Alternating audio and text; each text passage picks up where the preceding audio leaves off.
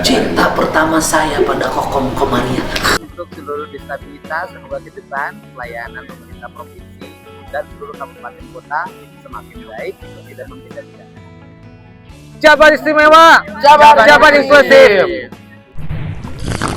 Kembali lagi di channel Busa Buka Suara bareng Anto. Nanti kita kunjungin aja. Jangan lihat itu dari negara, bukan hanya kami akan perhatikan teman-teman dari disabilitas.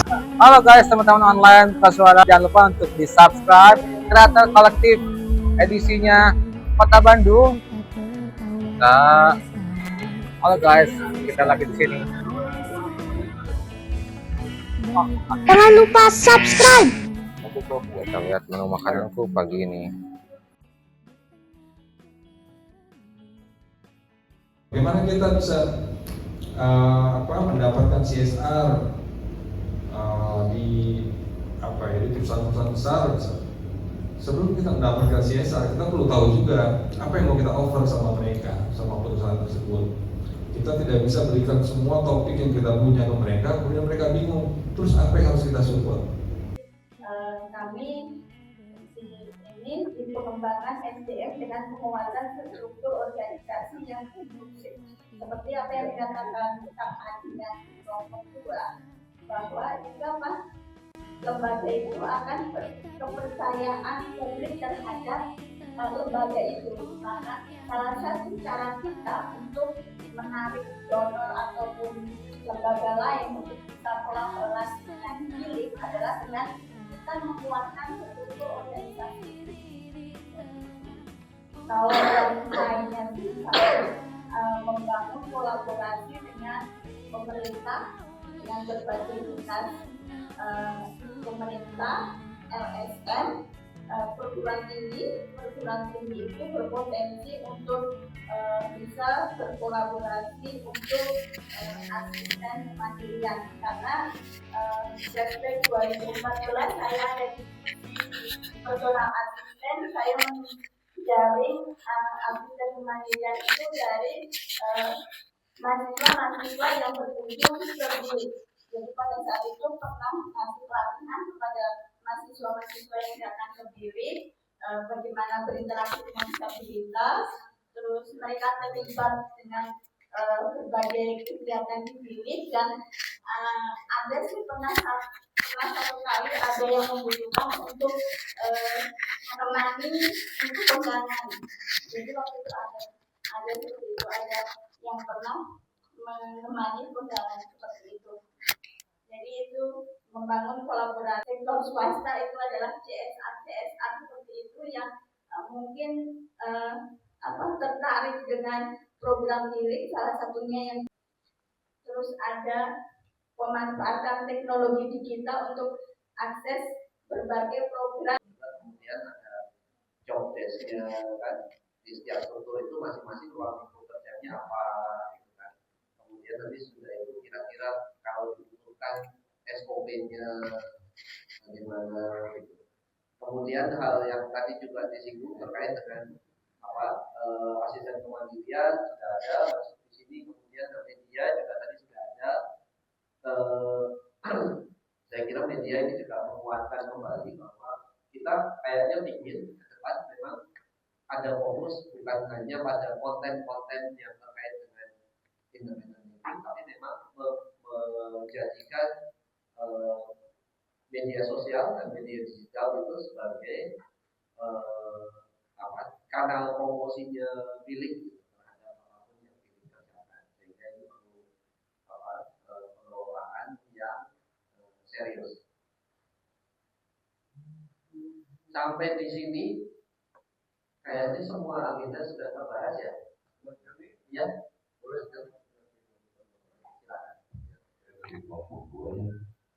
Ini kan berkaitan dengan IL, salah satu bentuknya adalah aksesibilitas. Nah, saya ini bikin ini tadi dengan Yudi nih ngobrol-ngobrolnya. Jadi membuat jasa konsultan aksesibilitas, misal bekerja sama dengan IAI itu Ikatan Asisten Indonesia, agar ketika KII mendapatkan proyek untuk bisa menggunakan jasa bilik sebagai konsultan aksesibilitasnya, khususnya ketika merancang bangun fasilitas publik, Mas. Sebab yang saya pantau ya selama pengalaman hidup saya ini, ketika kita mengaudit baik itu sekolah maupun kantor itu ya, nah mereka ada yang sudah dibuat sama bukan tidak melibatkan kita, rata-rata itunya existingnya salah. Seperti misalnya contohnya sebuah RAM itu mereka tidak atas persyaratan teknis, misalnya 5-7 derajat ya. Bahkan mereka bisa sampai ada 30 derajat dan 15 derajat. Dan sering bisa begini, ini kan sosoran muda, gitu. Lalu kan sosoran anak, gitu, keren-keren gitu. Nah ini akibat dibuat oleh mereka yang menggunakan ya asumsi lah gitu ya, menggunakan asumsi, tidak menggunakan kita sebagai usernya, tidak melibatkan kita.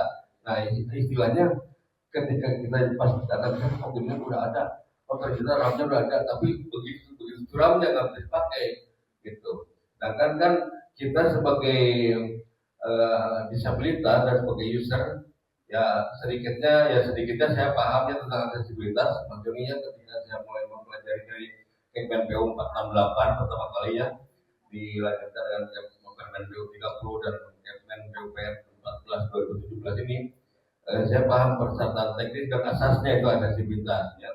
Makanya ketika saya dilibatkan baik itu dengan PU dengan instansi mana, ketika saya diajak mengakseskan sebuah masjid, alhamdulillah itu ya bisa digunakan oleh teman-teman kita. Dan ketika saya diajak untuk Sedikit ya Mas Joni Ya. ya. Oh enggak, sedikit aja waktu. Ya izin Mas Joni, saya terkait yang tadi Aden sampaikan, kita bicara kelupaan dan sertifikasi.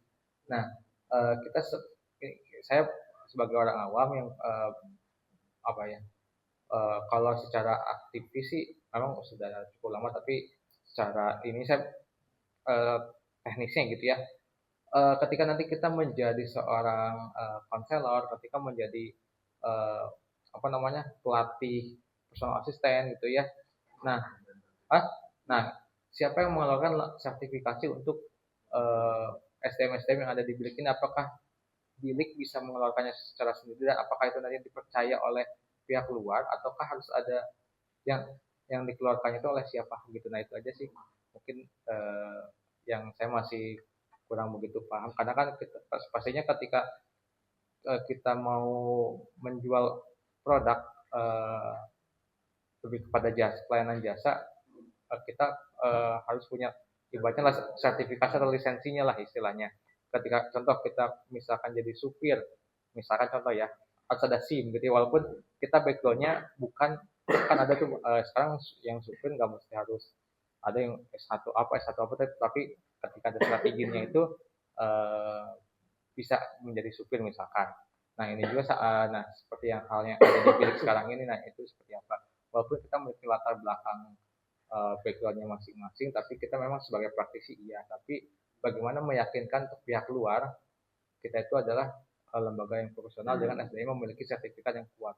Nah, itu siapa yang mengeluarkannya, itu aja sih. Mungkin saya sebagai orang awam minta masukan dari Mas Doni ataupun teman-teman buat yang lainnya. Terima kasih atas teman-teman yang lainnya. Ya pertama saya merespon dulu ide dari Kang Ade tadi kelompok 2 ya. Saya kira ini ide yang memang mendeklarasikan kami effort untuk aksesibilitas dari perspektif pengguna. Dan ini seperti halnya juga waktu misalnya juru bahasa isyarat mulai diakui, itu kan juga tidak ada pada awalnya misalnya semacam sertifikasi atau apapun untuk pengakuan juru bahasa isyarat. Hanya kan kemudian teman-teman tuli, kemudian kita terlayani, dan memang komunikasi kita menjadi semakin mudah sehingga ada isyarat. Dan kemudian sekarang itu kan kemudian ada perdebatan ya, ini perlu sertifikat apa enggak. Satu sisi mungkin diperlukan supaya terstandarisasi. Tapi di sisi lain, kami yang mendampingi teman-teman tuli yang di desa itu barangkali yang akses pendidikannya belum ada, yang hanya bisa dilayani juru bahasa isyarat oleh ibunya, oleh kakaknya, yang tahu bahasa sehari-harinya bukan bahasa standar Isindo atau Sindi, itu mereka bisa jadi akan terhambat ketika sertifikasi itu terjadi. Karena JBI kalau masuk ke lembaga penegak hukum misalnya harus JBI yang tersertifikasi, ibunya nggak boleh untuk jadi JBI nantinya. Jadi dilema juga buat kita mensikapi sertifikasi itu dalam konteks disabilitas, khususnya konteksnya adalah juru bahasa isyarat. Nah, tapi untuk aksesibilitas itu kan universal ya, sifatnya universal. Sehingga mungkin sekali itu untuk diadvokasi. Saya pernah ngobrol terkait dengan ini dengan Bang Jona KND waktu itu, cuma saya lupa dia memberikan beberapa informasi lembaga yang bisa mengeluarkan sertifikasi. Nah, cuman saya rasa sebelum fokus ke sertifikasi, saya rasa justru keberadaan teman-teman sebagai expert dalam hal aksesibilitas sarana prasarana itu harus mulai dikampanyekan. Dan saya kira secara praktik sudah terjadi ya. Kang Aden tadi cerita misalnya pada saat mendampingi kelompok beberapa tempat yang lain, nah itu kan praktek baik sebetulnya. Hanya kita itu bedanya dengan teman-teman profesional, mereka kan kemudian mendokumentasikan dengan baik ya. Ini loh kami pernah mendampingi ini, kemudian hasilnya begini, ada testimoninya dari mitranya juga, kemudian dicantumkan di CV sebagai portfolio dan sebagainya. Kita kan enggak. Nah itu yang saya kira penting untuk kita mulai. Jadi jangan buru-buru mikir sertifikasi dulu saya kira. Tapi aksesibilitas kalau memang kita akan berfokus di situ, kita mulai saja dulu dengan memperkenalkan bahwa Billy, kawan-kawan yang ada di titik ini adalah punya kapasitas, punya keahlian untuk memberikan masukan pada perencanaan pembangunan infrastruktur untuk memastikan aksesibilitasnya. Nah, gimana nih? Apakah ini akan kita masukkan sebagai agenda tambahan?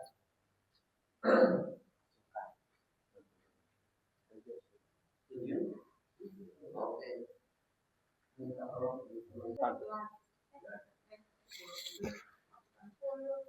Sepuluh. Ya, Mas John, mungkin yang Mas John ungkapkan tadi soal berkomunikasian itu mungkin itu bisa jadi fokus pendukung ya. Fokus pendukung. Jadi tadi kan kita sama sekali belum memikirkan itu ya. Ya. Belum ada yang melakukan itu ya. Ya. Kan? Iya, iya. Komunikasian. Bagian dari ini apa namanya mengumpulkan portofolio, menggunakan portofolio ini. Iya.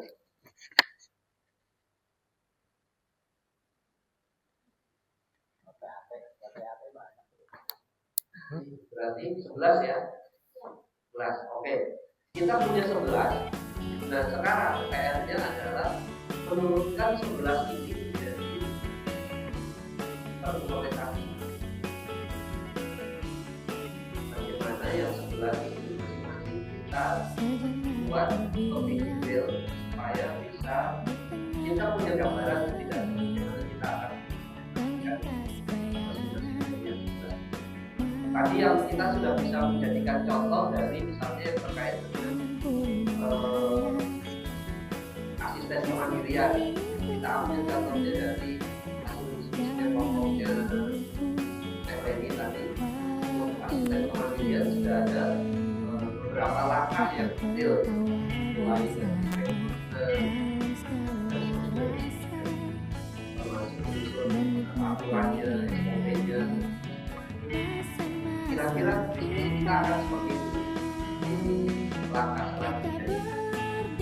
Nah, saya sudah menyiapkan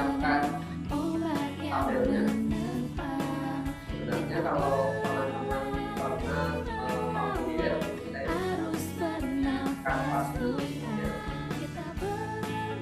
tapi kita sederhanakan saja yang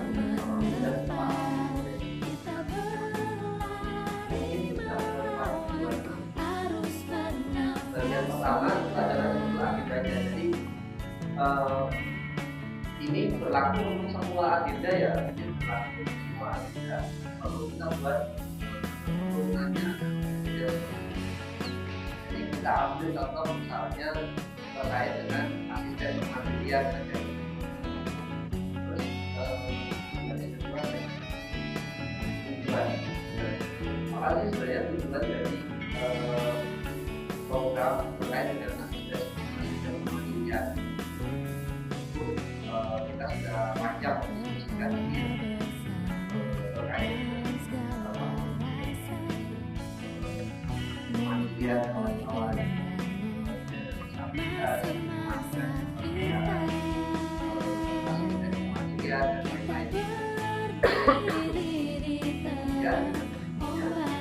pengeluaran. Apa target yang ingin kita capai sebagai pengeluaran tahun ini?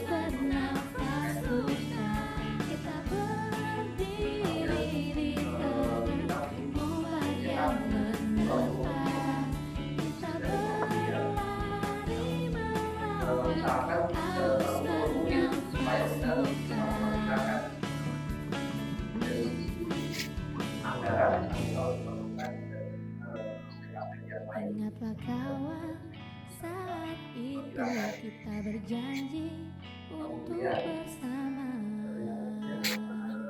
Sasaran. Nah, mungkin kita bisa mulai memperkirakan tadi dengan data yang kita punya. Kita membayangkan asisten kemandirian itu akan memberikan manfaat kepada berapa orang kawan-kawan disabilitas, berapa orang di mana, misalnya kan akses data kita sudah semakin baik dari data jaminan publik maupun juga data-data yang lain. Misalnya kemarin kita diskusi dari dinas sosial, dari sumber data. Kemudian mitra. Nah, tadi kan kita banyak diskusi tentang pendanaan misalnya, banyak diskusi soal hubungan. Nah, kira-kira siapa yang akan jadi mitra kita untuk hal ini?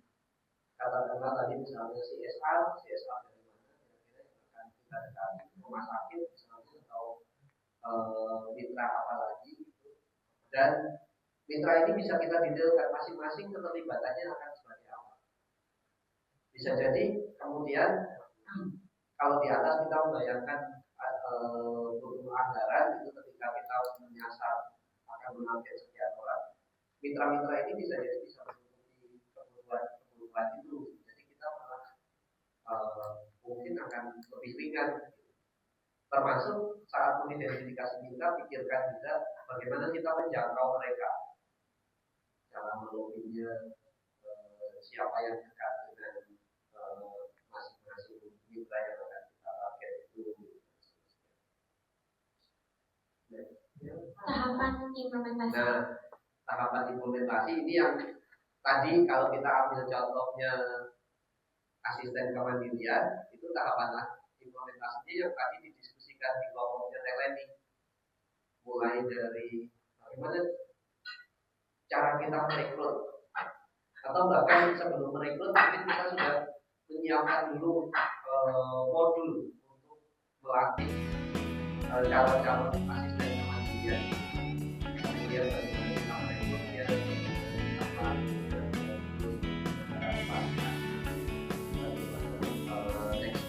yang kita akan menggunakan untuk kesempatan pada praktek bagaimana ya misalnya SOP yang layanan itu langkah-langkahnya mesti lebih detail dan usahakan di tahapan atau langkah ini juga sudah berpikir waktu. Kita akan mulai dari kapan ngapain dan seterusnya. Misalnya penyiapan tadi rekrutmen mulai dari bulan berapa, kemudian Kebutuhan. kebutuhan. Nah ini kebutuhan hal-hal yang bisa mendukung atau yang dibutuhkan supaya itu terimplementasi.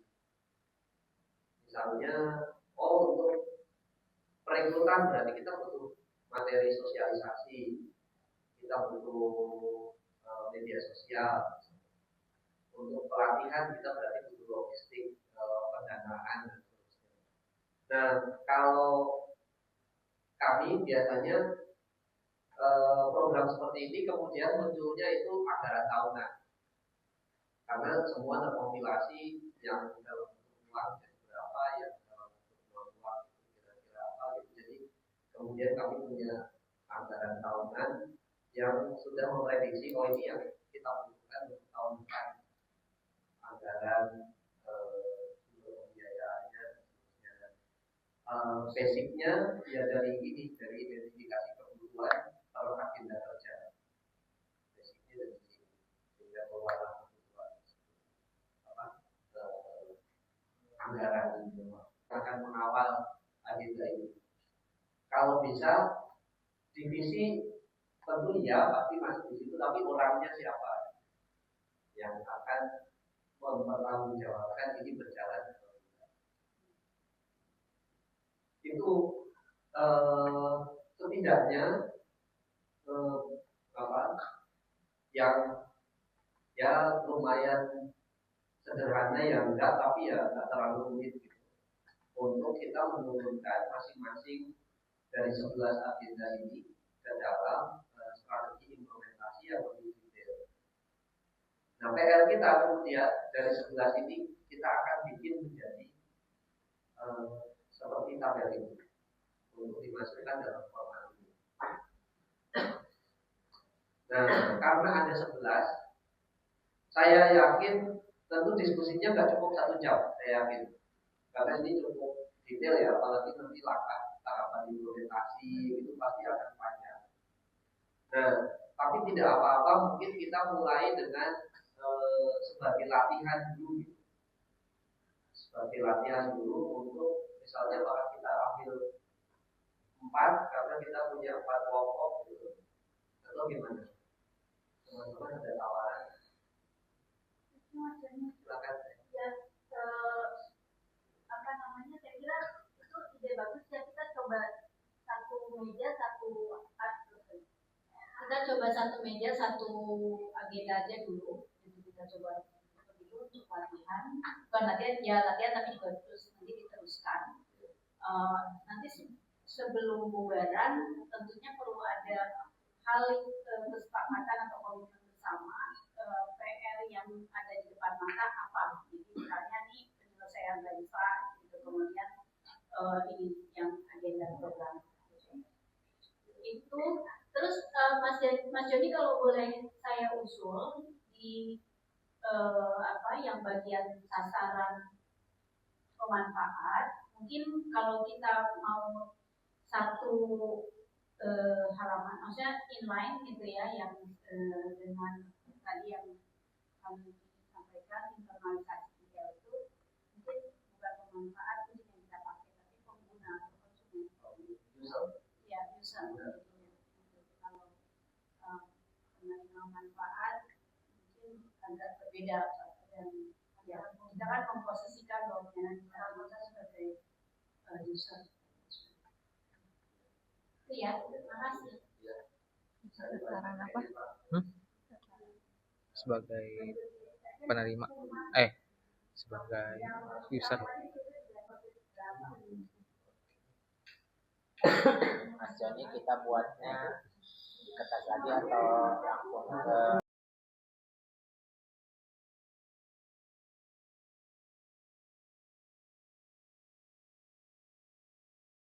untuk organisasi yang ada sekarang ini?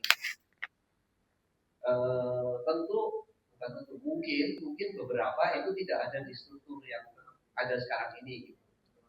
Nah, tapi kita berharap untuk bisa semuanya itu ada yang bertanggung jawab begitu ya, ada yang melaksanakan, ada yang mengawal supaya kemudian terimplementasi dengan Baik. Jadi PR kita berikutnya adalah struktur itu kemudian disesuaikan dengan agenda kerja yang sudah kita rancang. Biasanya kelemahan kebanyakan organisasi itu struktur dulu, baru kemudian program belakangan, yang kemudian strukturnya kadang-kadang nggak match gitu, atau ada yang menjadi fokus tapi nggak ada strukturnya. Nah, kalau ini kita berangkat dari agenda dulu, dan kemudian strukturnya kita sesuaikan. Jadi nanti Kang Anto dan teman-teman silakan dicek apakah secara struktur itu sudah bisa mewadahi 11 agenda yang sudah kita susun bersama.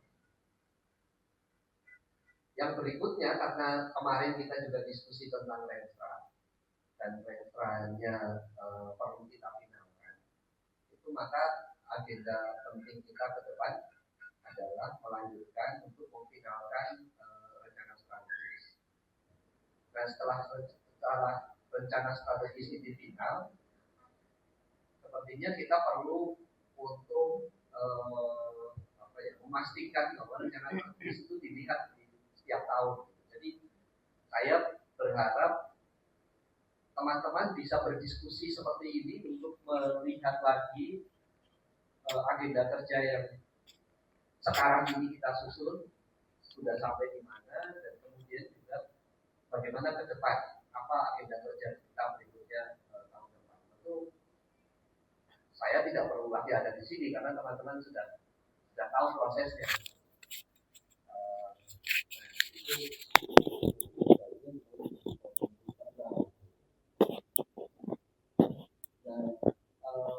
PR selanjutnya kemarin atau pasti kan itu menyampaikan beberapa hal terkait dengan misalnya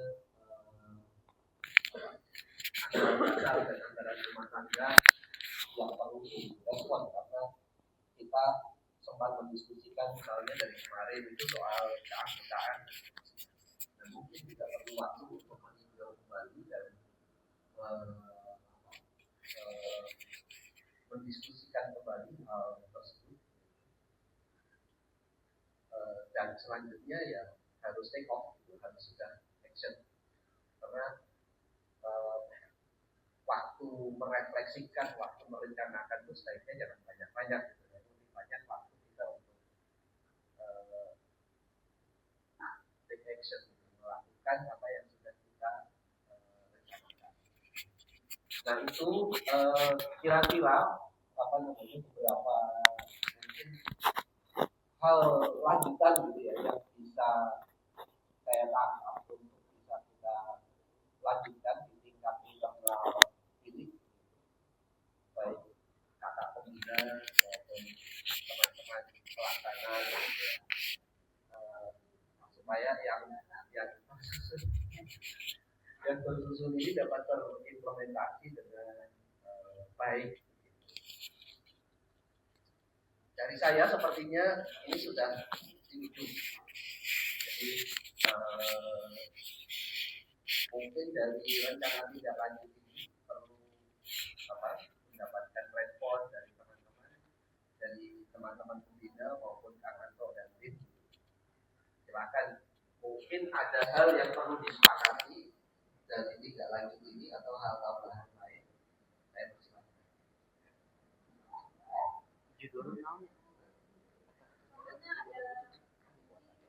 Pertama tadi ingin memastikan bahwa para relawan kemarin itu yang isi dokumen memang harus, karena memang ini butuh ini ya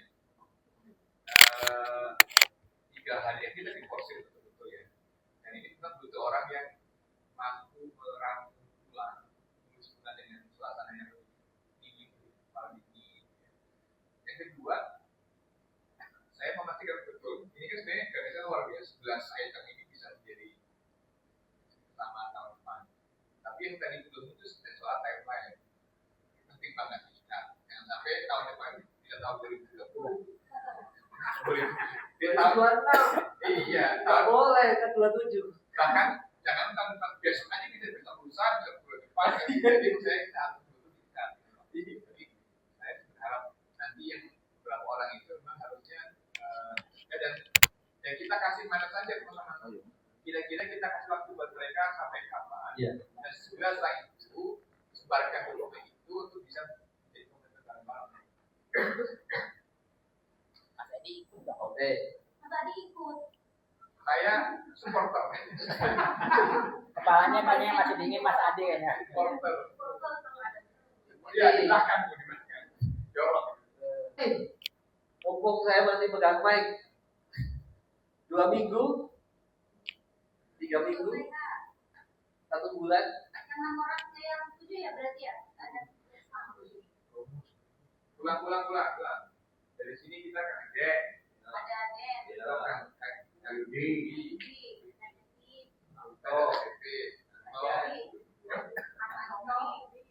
Hayati,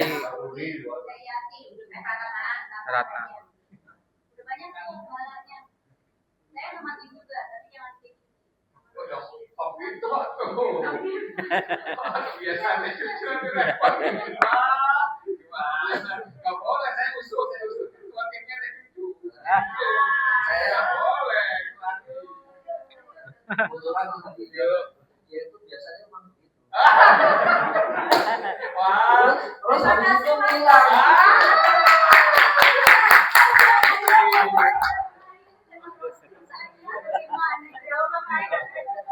Bebek, kuma bebek. Ya, 2 minggu setuju. gimana 2 minggu 1 bulan? 2 minggu. Kalau 2 minggu.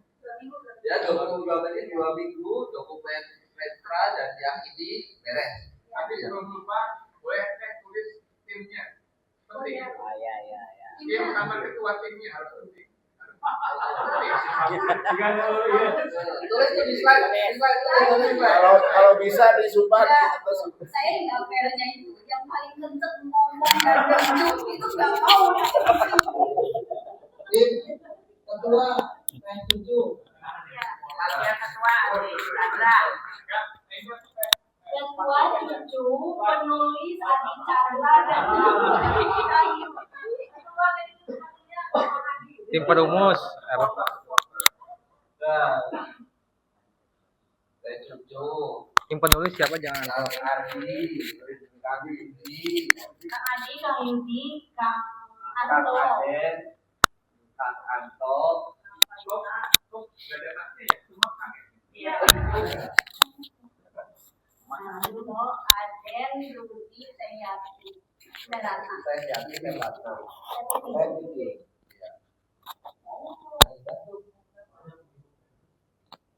Tim penulis. Kang Aden dulu. Kang Aden. Kang Rudi. Teyati. Teyati. Nah ini di SK kan ini Kang Anto. Hah? Dari SK. Hah? Ya udah. Pipi udah. Bye, 2 minggu. Oke ya. Judulnya aja 2 minggu dokumen keseluruhan selesai. Tim penulisnya siapa? Ya itu. Oh, penulisnya Kang Andi ya?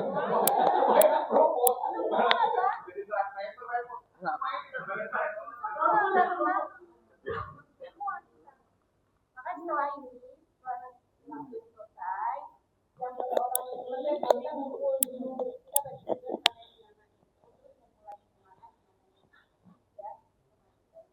Ada lagi teman-teman sebagai tindak lanjut? Sudah konkret nih 2 minggu. Iya udah. Ya. Nah, maksudnya tim penulis bukan. Maksud Anda bukan tim penulis, tim penulis semuanya. Oh iya. Ya.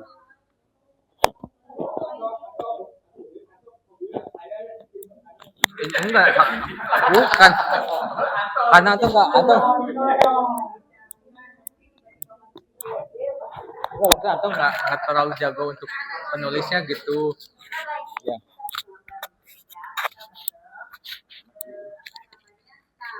Untuk hasil di sini teman-teman Kami Ya kalau apa secara metodologi, gini, pertama yang paling sederhana sebetulnya kami itu pertama punya beberapa forum untuk evaluasi. Satu itu laporan bulanan. Jadi kalau apa namanya di level program itu kan biasanya kalau project itu kan ada ini ya, sudah ada formatnya kita bikin. Tapi kita mengintegrasikan antara laporan project dan laporan organisasi gitu. Jadi supaya tidak ada double beban.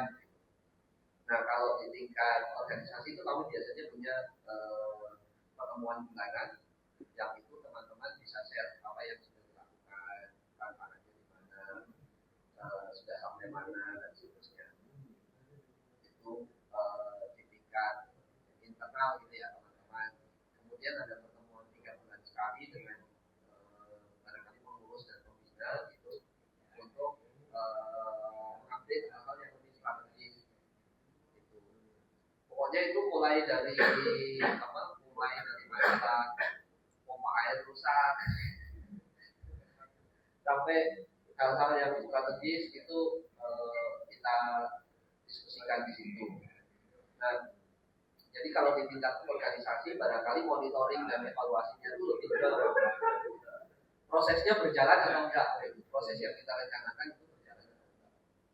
Kemudian juga dari sisi capaian sesuai harapan atau enggak, dan kenapa itu misalnya kenapa dia tercapai, kenapa dia tidak tercapai, itu yang kita pelajari. Format itu bisa dibuat mungkin harus adaptif ya, menyesuaikan dengan kegiatan-kegiatan yang dilakukan. Tapi format itu bisa dibuat disiapkan, menyusul gitu ya setelah semua agenda dan strategi implementasi ini siap. Terus, nah untuk keluaran dari monitoring evaluasi itu kami sebenarnya sudah lama beride, tapi tahun ini baru mau mulai direalisasikan itu laporan tahunan untuk publik. Kalau laporan tahunan internal itu kita selalu ada untuk dibaca oleh konsumsinya ada pengawas, pembina, begitu. Itu selalu kita bikin dan laporan tahunan untuk publik itu kita yang baru mulai di tahun ini karena memang mulai banyak partisipasi publik, misalnya seperti kemarin untuk inklusi itu banyak melibatkan hubungan-hubungan yang di luar normal tapi juga mengatur individu dan lain-lain. Jadi kita merasa kayaknya sudah harus nih ada hasil dari monitoring evaluasi kita itu mengeluarkan laporan-laporan seperti itu sih kan. Tapi nanti yang lebih kompleks tentu kalau kita sudah mulai dengan semakin banyak program kegiatan pasti juga akan berkembang. Tapi menarik dan bagus kalau mulai diteruskan.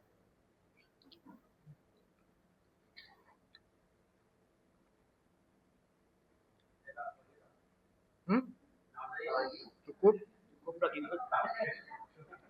makan.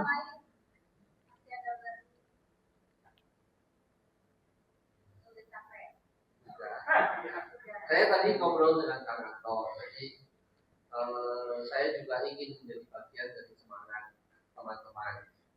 Jadi saya siap untuk diajak ngobrol. Nggak harus ke Bandung, nggak harus ke Bandung ya. Ya.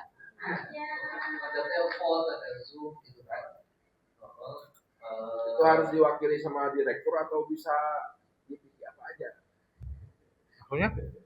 Hubunginya bebas. Udah dirempuk, sama jadi dirempuk dari dia gitu. Terus ini ada kantor sigap yang lagi di Bandung. Nah itu tuh. Kenalin. Baru seminggu di Bandung, jadi saya titip untuk dibimbing. Maju ke depan. Dibimbing, dibilik, itu tapi juga dia sebelah sana belajar di bilik bersama dengan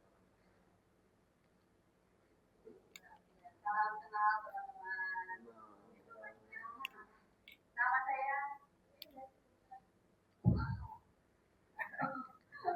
Nama saya Zeva dari Sigap. Sekarang sedang kuliah di UI, baru seminggu di Bandung. Mohon bimbingannya teman-teman, nanti akan banyak main-main ke Semester 4. Ya. Nah ya, terima kasih dari saya dan yang terakhir tentu minta maaf banyak mungkin banyak ekspektasi yang harusnya bisa didiskusikan dengan penyelenggaraan tapi dengan keterbatasan saya belum bisa terjawab. Tapi yang jelas saya bukan pemateri seperti yang Kang Opik selalu sebutkan setiap memberi pengantar. Saya cuma teman diskusi saja. Jadi apa yang kita hasilkan di dalam ini sebenarnya adalah materi dari pikiran teman-teman semuanya. Semoga ini bisa menjadi titik di mana titik akan menjadi optimal sebagai organisasi. Saya akan menjadi salah seorang yang paling berbangga kalau beberapa tahun ke depan kemudian banyak hal baik dari titik dan salah satunya tentu karena diskusi kita ini. Terima kasih. Assalamualaikum warahmatullahi wabarakatuh.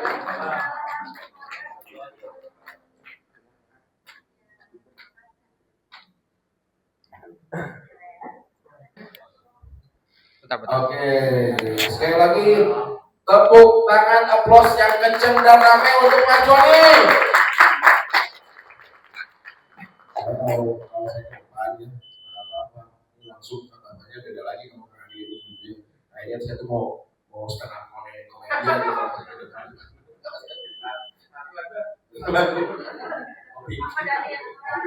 Oke. Terima kasih Mas Joni. Saya mewakili teman-teman dari bilik mengucapkan terima kasih jazakumullah khairan katsiran untuk Mas Joni dan juga istri. Semoga apa yang telah di-sharekan, apa yang dibagikan oleh Mas Joni menjadi bekal bagi kita semua, bagi teman-teman khusus di Bandung Independent Living Center. Semoga apa yang kita dapatkan menjadi bekal gitu ya. Dan ini ada kejutan sebetulnya untuk Mas Joni. Mas Joni bisa tolong ke depan sebentar. Ini ada hasil kreasi dari teman kita, Kang Mamet. Mungkin nanti sama Kang Anto bisa sama Kang Mamet aja. Kang Mamet bisa ke depan, Kang Mamet. Nanti fotonya bareng aja sama Kang Anto. Ini ada siluet Mas Joni. Hasil dari ini dikerjainnya tuh pokoknya di malam sebelum, pokoknya tiap pulang di sini langsung ngerjain, tiap malam di sini langsung ngerjain gitu. Pulang dari sini langsung dikerjain sama Kang Mamet sampai begadang ini. Begadang boleh, begadang asal ada hasilnya gitu. Begadang boleh saja ada lukisannya gitu. Ini mau diterima, mudah-mudahan bisa jadi kenang-kenangan dari bilik. Ini ada siluet, teman-temannya siluet dari hasil Kang Mamet. Ini medianya solder. Jadi solder buat apa sih buat itu buat elektronik gitu ya. Ini mohon maaf ini tanpa izin Mas Joni, gambarnya saya ambil dari IG-nya Mas Joni gitu kan. Ini Mas Joni terus kami ini kan jadi ya deskripsikan ini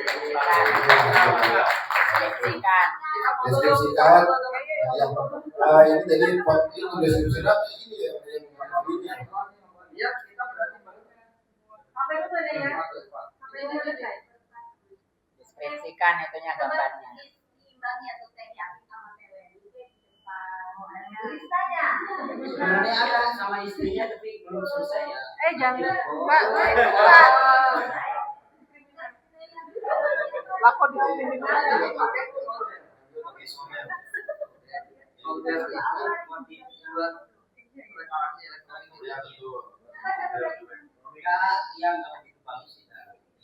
Aku bagus belajar aja. Bagaimana ini teh? keren ya. Keren tuh. Mirip ya. Jangan kayak gitu wajahnya kayak kamera. Gimana teknik panas? Bentar ya, belum mulai ya, masih Inklusi. lagi inklusi. Apa ya? Soalnya banyak ide makanya. Soalnya saya tuh IG-nya ada adminnya juga. Jadi nggak tahu dia pakai apa. Nggak tahu aku belum berapa. Jadi ya belum selesai soalnya ini baru ditatain fotonya. Jadi yang boleh sekarang ada ya.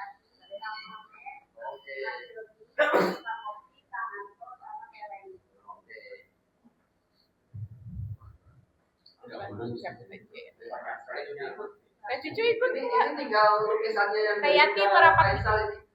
Kalau itu bayar, katanya. Wani Piro katanya. 1, 2, 3 lagi. 1, 2, 3. Dah. Kalau jadi sudah ada gantungannya, maksudnya ini ada digantung, ada icon. Ya.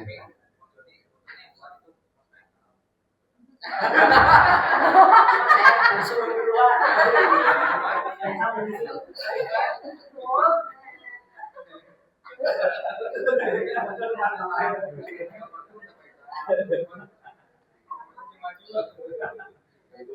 Kalau saya ngasih lukisan bisa jatuhnya jadi donatur. Ya terima kasih teman-teman ya. Kembali kita tutup acara ini dengan ada doa dulu enggak? Adik. Doa sama Adik. Oh, Adik. Cepat biar berkah, biar lancar ke depannya. Mohon maaf. Mungkin diwakili sebentar aja, jangan lama-lama, jangan 2 jam kayak sholat tahajud gitu. 10 menit. Nanti sebelum ditutup. Baik. Bismillahirrahmanirrahim. Kita bersama-sama di Muslim. Untuk yang beragama Islam ya, Muslim, berdoa sejenak. A'udzubillahi minasyaitonirrajim. Bismillahirrahmanirrahim. Alhamdulillahirabbil alamin. La ilaha subhanaka inni kuntu minadz dzalimin. Rabbighfir lana wa li walidina wa li jamil muslimina wal muslimat. Coba fotoin saya. Big